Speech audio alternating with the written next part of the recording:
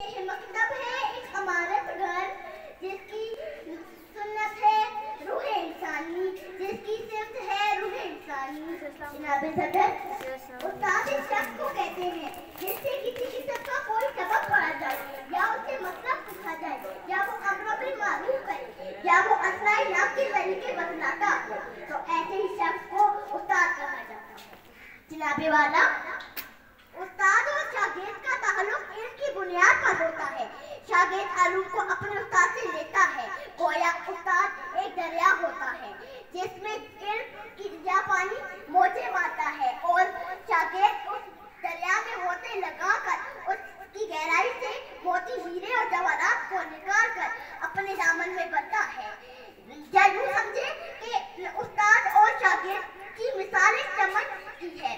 उस्ताद चमन का रोगो रवा है जिससे चमन की रौनक बहार रहती है।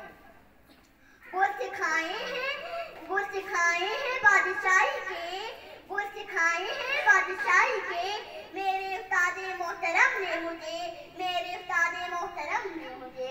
जनाब सदर इंसान दुनिया में कभी भी तन्हा वक्त नहीं गुजारता, वो कई रिश्तों नातों के साथ जुड़ा रहता है।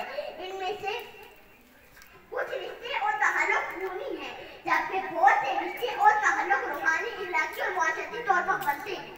इनमें से एक रिश्ता उस्ताद का भी है। उस्ताद को मुआशरे में रूहानी वलदैन का दर्जा हासिल है। इस्लाम में उस्ताद का रुतबा वलदैन के रुतबे के बराबर करार दिया गया है।